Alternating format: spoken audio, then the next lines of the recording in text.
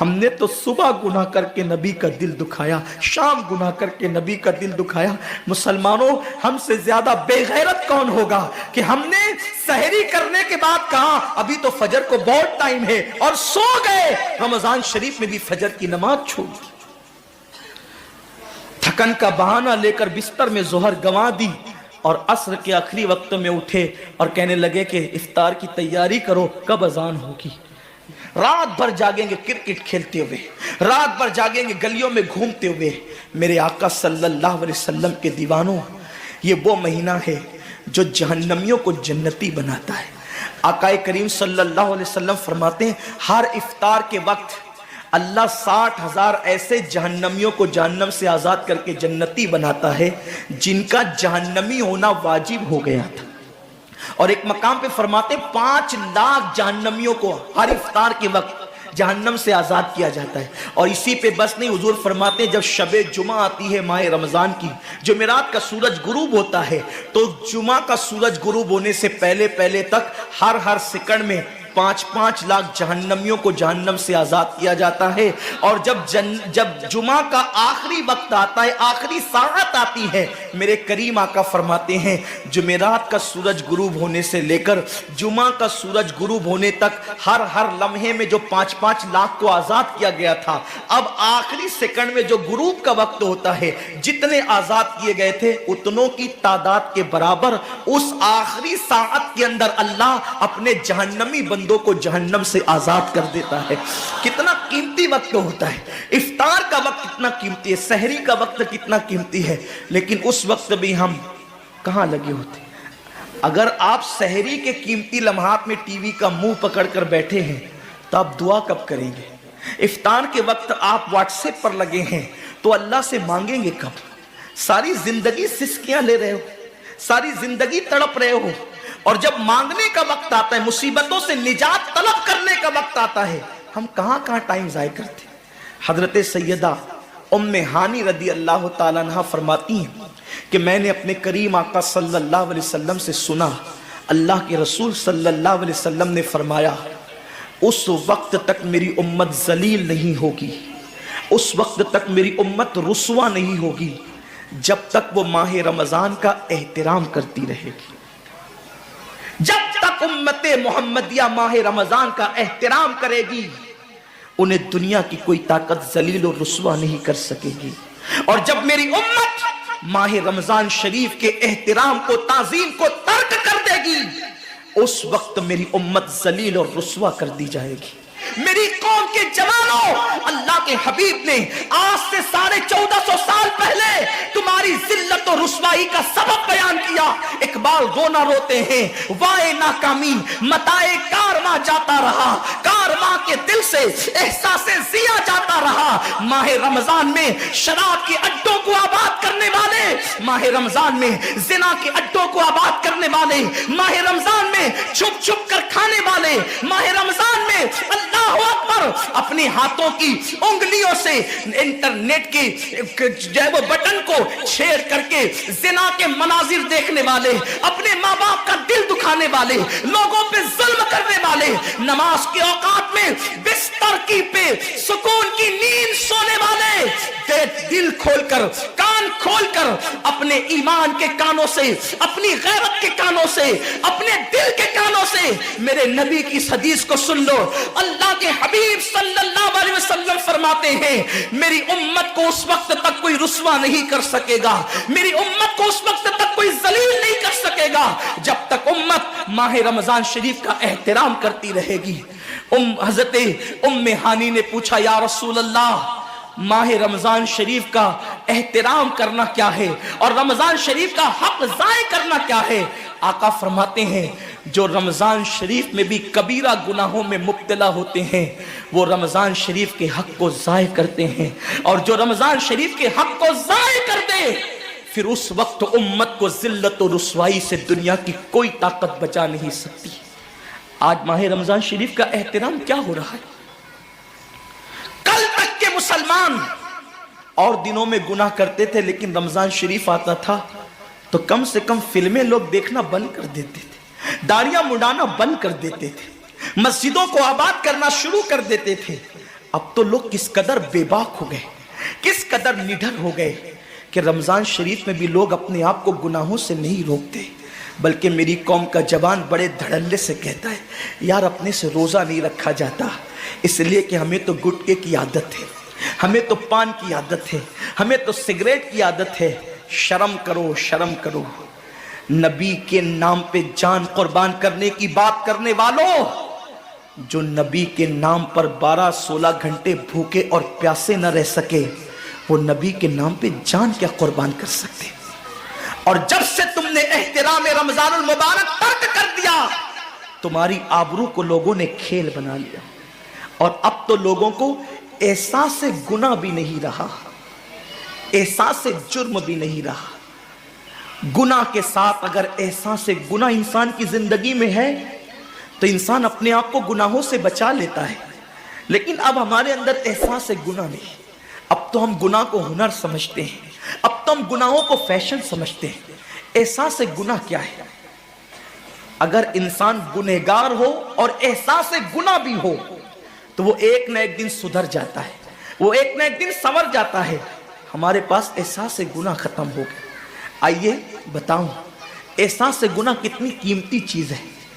रमजान शरीफ में खा रहे हैं, पी रहे हैं, बल्कि मुसलमानों की होटलें बंद है तो गैर मुस्लिमों की होटलों में खा रहे हैं, छुप छुप कर घरों में खा रहे हैं। लोगों से छुप कर खाने वालों, जो तेरा कुछ नहीं बिगाड़ सकता तू उस इंसान से छुप करके खा रहा है। जो खुदा तुझे सजा देगा क्या तू उसकी निगाहों से भी छुप सकता है? और रोजे भी क्या रोजे रह गए, अब तो रोजे भी रस्म बन गए। जो रोजे रखते हैं रमजान शरीफ में, उनको रोजा रखने की आदत है, वो रोजे को इबादत नहीं समझते। जो रोजा आदत बन जाए वो निजात नहीं दिला सकता, जो रोजा इबादत बन जाए वो निजात दिला सकता। एक तो रोजे की आदत है और एक तो रोजा इबादत है। रोजा आदत और इबादत में फर्क क्या है? आदत ये सब ने रखा हम भी रख लें, ये आदत है। न रखेंगे तो क्या जवाब देंगे, ये आदत है। न रखेंगे तो लोग ताना देंगे, आदत है। फिर रोजा इबादत क्या है?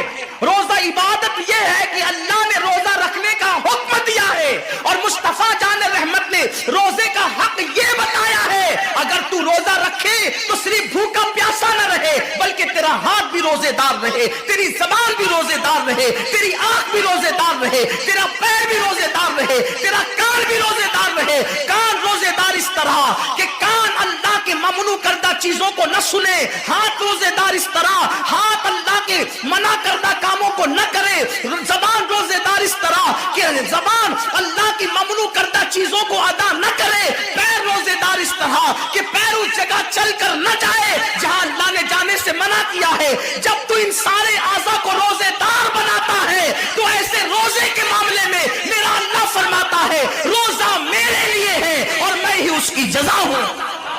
हर अमल की जजा जन्नत है, रोजे की जजा खुदा की जात है।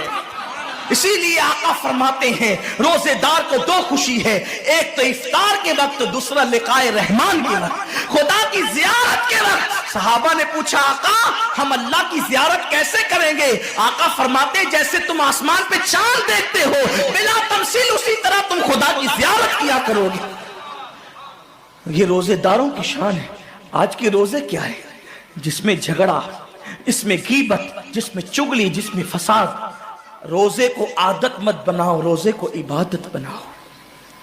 एहसास मिट गया, इबादतों का एहसास मिट गया, गुनाहों का एहसास खत्म हो गया।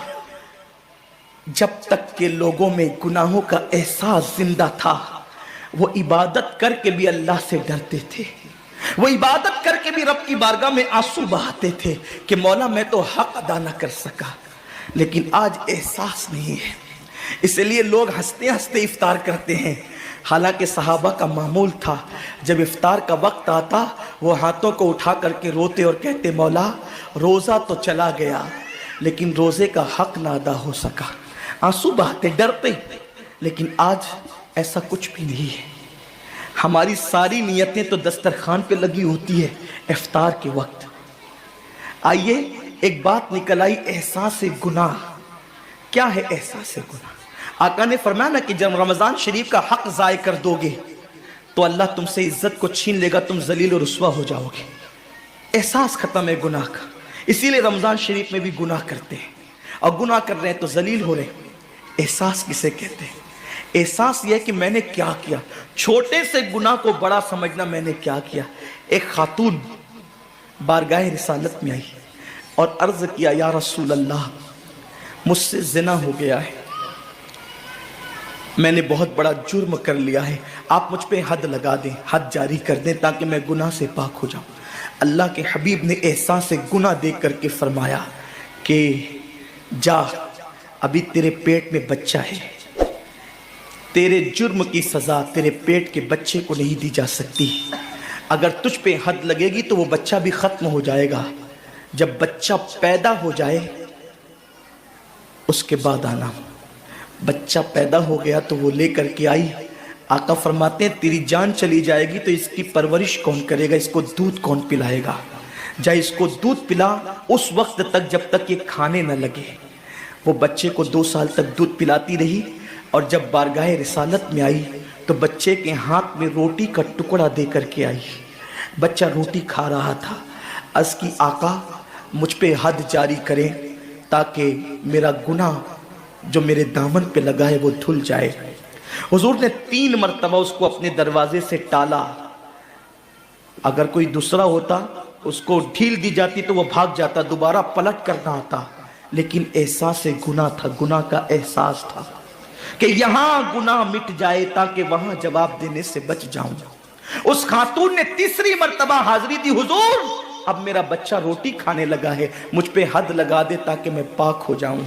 اللہ کے حبیب نے فرمایا، اللہ کی بندی، جب اللہ نے تیرے جرم پہ پردے ڈال دیے تھے تو تو نے اظہار جرم کیوں کیا؟ اب چونکہ تو جرم کا اظہار کر چکی ہے، اقبال گناہ کر چکی ہے، اب تجھ پہ حد لگائی جائے گی۔ اور اس کو سنگسار کر دیا گیا۔ جب وہ مر چکی اور اس کو دفن کر دیا گیا تو کسی نے کہا کتنی بدبخت تھی وہ عورت جس نے رسول پاک کے دور میں منہ کالا کیا۔ میرے نبی نے فرمایا تو اس کا گناہ دیکھتا ہے، تو اس کا احساس گناہ نہیں دیکھتا۔ اس نے ایسی توبہ کی ہے، اگر اس کی توبہ 70 جہنمیوں پہ تقسیم کی جاتی تو اللہ ان کو بھی جنت عطا فرما دیتا۔ آقا کریم صلی اللہ علیہ وسلم فرماتے ہیں جو رمضان شریف میں گناہ کبیرہ کرتے ہیں، اب گناہ کبیرہ کی بہت بڑی تعریف ہے، اس کو نہیں بیان کروں گا، لیکن جو گناہ کبیرہ بڑا گناہ کرتے ہیں، پہلی بات تو چونکہ میرا مسلک صوفیہ ہے، صوفیہ سے کسی نے پوچھا کہ گناہ بڑا کیا ہے؟ امام غزالی فرماتے ہیں نہ کوئی گناہ چھوٹا ہے نہ کوئی گناہ بڑا ہے، بات تو یہ ہے جس گناہ پر خدا تیری پکڑ کر لے وہی گناہ سب سے بڑا ہے، اور جس نیکی پر خدا تجھے بخش دے وہی نیکی سب سے بڑی ہے۔ کسی گناہ کو چھوٹا سمجھ کے مت کرو، پتہ نہیں وہ کس گناہ پہ ناراض ہو جائے۔ تو اللہ کے حبیب صلی اللہ علیہ وآلہ وسلم فرماتے ہیں جو رمضان شریف میں بڑا گناہ کبیرہ گناہ کرتے ہیں، سال بھر تک فرشتے اس پہ لعنت کرتے رہتے ہیں، اور اگر اسی سال اس کو موت آ جائے، اسی سال جس نے ماہ رمضان میں گناہ کبیرہ کیا تھا، اس نے بڑا گناہ کیا تھا، اب بڑے بڑے گناہوں کو گنایا گیا۔ مثال کے طور پر کسی عورت پر غلط نیت سے نظر ڈالنا یہ گناہ کبیرہ ہے، جھوٹی قسم کھانا یہ گناہ کبیرہ ہے، ناپ تول میں کمی کرنا یہ گناہ کبیرہ ہے، کسی کو دیکھ کر اس کا مذاق اڑا کے دل دکھانا یہ گناہ کبیرہ ہے، کسی کی امانت میں خیانت کرنا یہ گناہ کبیرہ ہے، ماں باپ کا دل دکھانا یہ گناہ کبیرہ ہے، کفر کرنا یہ گناہ کبیرہ ہے، بلکہ اکبر الکبائر ہے۔ 70 کی فہرست امام سیوطی نے گنائی ہے، اور پھر 70 کی فہرست گنانے کے بعد فرماتے ہیں 70 پر یعنی 1 2 3 4 والا 70 نہیں، بلکہ اللہ کے حبیب نے یہاں جو 70 فرمایا ہے یہ 70 گنتی والا 70 نہیں ہے، بلکہ कसरत बताने के लिए 70 है। जैसे कि हम कहते हैं ना, मैंने तुझे 50 बार समझाया तू नहीं माना, मैं 100 बार तेरे घर आया तू नहीं मिला, तो इसका मतलब ये नहीं कि 99 के बाद एक जो मिला करके आता है वो 100 नहीं, गिनती का 100 नहीं। यहां 100 बताना कसरत बताने के लिए है, यहां 50 कहना कसरत बताने के लिए है। तो अल्लाह के हबीब फरमाते हैं 70 बड़े गुनाह है, यानी इतनी तवील तादाद में इतनी कसरत से है बड़े गुनाह कि तुम उनको शुमार नहीं कर सकते। बस इतना कि जिस गुनाह पे खुदा नाराज हो जाए वो बड़ा गुनाह। तो जिसने रमजान शरीफ में कसदन बड़ा गुनाह किया, कसदन, नमाज को छोड़ना भी गुनाह है, कबीरा है, नमाज को तर्क करना भी गुनाह है, कबीरा है। मेरे आका सल्लल्लाहु अलैहि वसल्लम के दीवानों, खेल कूद में वक्त को जाय करना, वक्त का जिया, ये भी गुनाह है, कबीरा है। आका फरमाते हैं जिसने रमजान शरीफ में गुनाह कबीरा किया, उस रमजान से लेकर आने वाले रमजान शरीफ तक फरिश्ते उस पर लानत करते। ये लानत क्या है? लानत समझते हैं? लानत का मतलब यह है जिस पे लानत पड़ी वो हमेशा के लिए अल्लाह की रहमत से दूर हो गया। इंसान की लानत क्या है? इंसान की लानत, एक जानवर पर हुजूर अलैहिस्सलातु व तस्लीम किसी सहाबी के जानवर पर बैठे थे, वो धीरे चल रहा था, किसी ने कह दिया कि इस पे लानत हो, ये धीरे चलता है। हुजूर अलैहिस्सलाम ने उस जानवर के नीचे उतरकर फरमाया जिस पे लानत कर दी गई मैं उस जानवर पे सवारी नहीं कर सकता। ये एक इंसान की लानत का असर है। जिस पे मासूम फरिश्ते लानत करे उसका अंजाम क्या होगा? वो भी एक दो लानत नहीं। रमजान शरीफ को छोटा मत समझिए, एक के 70 पर आपकी नजर है, गुनाह नेकियों की कसरत पे आपकी नजर है, गुनाहों की तबाही पे आपकी नजर नहीं है। अल्लाह के रसूल सल्लल्लाहु अलैहि वसल्लम ने फरमाया जैसे माह रमजान शरीफ में नेकियों का दर्जा बढ़ जाता है, वैसे माह रमजान शरीफ में गुनाहों का भी मामला बढ़ जाता है। यानी अगर रमजान शरीफ में तुम एक गुनाह करोगे तो और दिनों के अंदर जो गुनाह करते थे अब उस गुनाह से ज्यादा तुम्हें अजाब दिया जाएगा, क्योंकि आपने माह रमजान की हुर्मत को पामाल किया है, आपने माह रमजान शरीफ की इज्जत को पामाल किया है। तो सोचो इंसान की लानत पड़े, ये हाल है। तो जिस पे फरिश्तों की, वो भी एक दो नहीं, पूरे साल तक फरिश्ते लानत करते हैं। और अल्लाह के नबी सादिक व मस्दूक नबी ने फरमाया कि अगर वो उसी साल रमजान शरीफ आने से पहले पहले मर जाए तो उसके पास कोई नेकी नहीं होगी जो उसको जहन्नम की आग से बचा सके, और उसका ठिकाना तो जहन्नम ही होगा। खुदा के लिए अपने हाल पे रहम करो, अपने आप को जहन्नम का ईंधन मत बनाओ। हमारा जिस्म इतना ताकतवर नहीं है कि हम अपने जिस्म पर जहन्नम के अजाब को बर्दाश्त कर सके। मेरी कौम के जवानों, अपनी जवानी पे इतराने वालों, अपनी कुव्वत पे नाश करने वालों, अल्लाह के रसूल सल्लल्लाहु अलैहि वसल्लम फरमाते हैं कि जहन्नम की आग की एक चिंगारी अगर दुनिया के समुंदर में डाल दी जाए तो दुनिया के सारे समुंदर आग से भड़कने लगे। उस चिंगारी को, वो जहन्नम की चिंगारी को समुंदर ठंडा नहीं कर सकते, बल्कि समुंदर को वो एक चिंगारी भड़का देगी और समुंदरों के अंदर आग लग जाएगी। जो एक चिंगारी सारे समुंदर को भड़का दे, अल्लाह अकबर, उस जहन्नम के अंदर ये छोटा सा वजूद जो छोटी सी, अल्लाह अकबर, अगर बत्ती के चटके को बर्दाश्त नहीं कर सकता, जो चिराग की लौ की तेज को, जो चिराग की लौ की हरारत को बर्दाश्त नहीं कर सकता, जो सिगरेट के चटके पर बेकरार हो जाता है, ये छोटा सा वजूद जब जहन्नम के अंदर दाखिल किया जाएगा उस वक्त इस वजूद का क्या होगा? मेरे आका मुस्तफा जान रहमत फरमाते हैं कि जब पहाड़ों को जहन्नम में डाला जाएगा तो पहाड़ ऐसे पिघलने लगेंगे जैसे नमक को पानी में डालने से नमक पिघलने लगता है।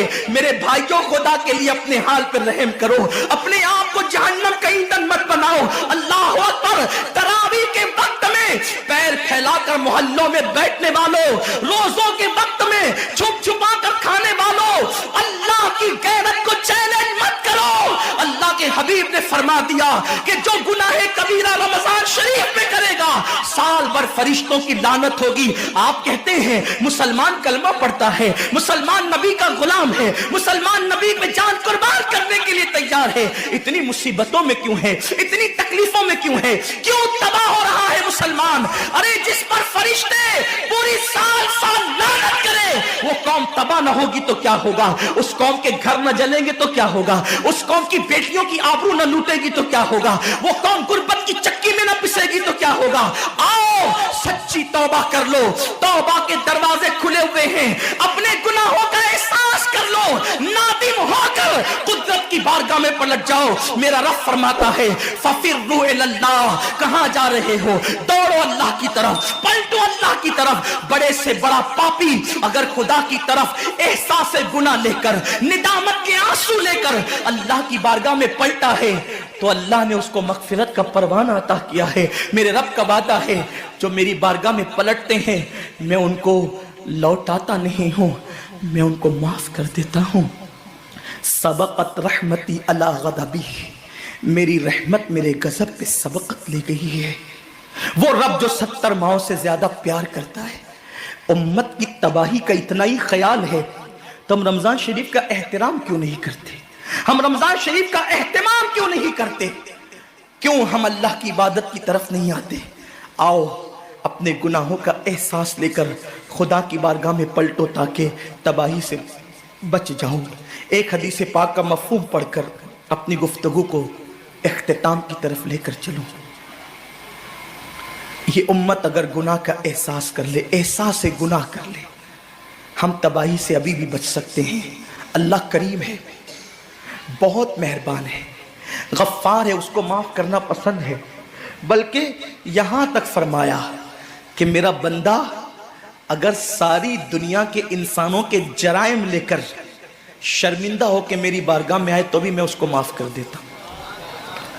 यहां तो रमजान शरीफ में भी दाढ़ियां मुड़ाकर गटरों में फेंक रहे हैं, यहां तो सूद के हराम के लुक्मों से इफ्तार कर रहे हैं।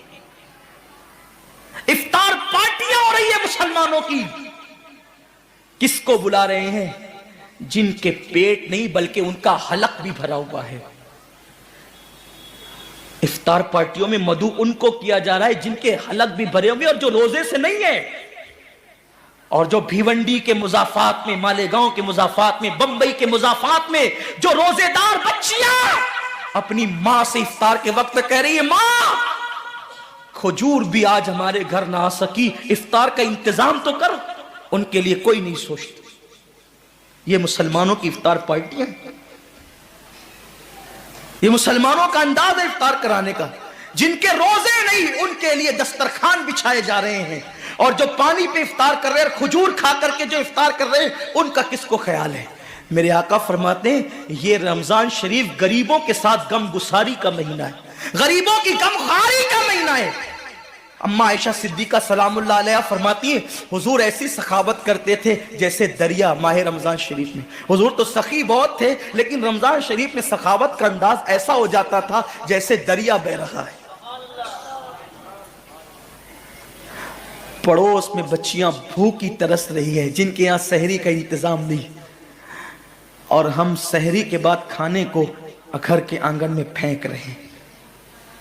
क्या अंदाज है? और फिर कहते हैं कि हम तबाह क्यों हो रहे हैं।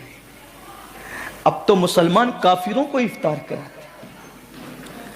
ये गैरत ईमानी है लोगों की, काफिरों के साथ इफ्तार पार्टियां हो रही।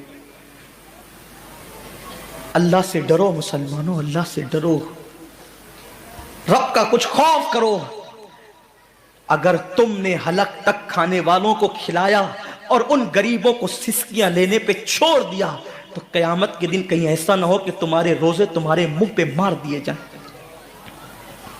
अल्लाह के रसूल ने नहीं फरमाया कि जो पेट भर के खा के सो जाए और उसका पड़ोसी भूखा हो, ऐसा बंदा कामिल मोमिन नहीं हो सकता। हमने हुजूर की सुन्नत को तर्क कर दी, बल्कि मेरे करीम आका ने तो यहां तक फरमाया अगर गरीब बस्ती में रहते हो और सालन की खुशबू सालन पकते वक्त 4 घरों में पहुंच जाए تو تھوڑا سا پانی زیادہ ڈال دیا کرو، کیونکہ جن کے گھروں میں خوشبو پہنچی ہے ان کے گھر تک سالن پہنچا دیا کرو۔ اگر ان کا دل اس خوشبو سے ٹوٹ گیا تو اللہ تبارک و تعالیٰ اس معاملے میں بھی تم سے پوچھ گچھ کر سکتا ہے۔ فکر کہاں ہے؟ آؤ رمضان شریف کی آمد سے پہلے احساس کر لو، گناہ کی کھیتی، گناہ کے کانٹے جو دل میں اگ آئے ہیں، رو دھو کر اس کو صاف کر لو۔ ام المومنین ماں عائشہ صدیقہ نے فرمایا، میں نے نبی پاک سے سنا ان لوگوں کو بے حساب جنت میں داخل کیا جائے گا جو اپنے گناہوں پہ شرمندہ اور نادم ہو کر تنہائیوں میں روتے ہیں۔ اللہ مجھے آپ سب کو توفیق دے، ماہ رمضان شریف کا صحیح معنی میں استقبال کرنے کی توفیق عطا فرمائے۔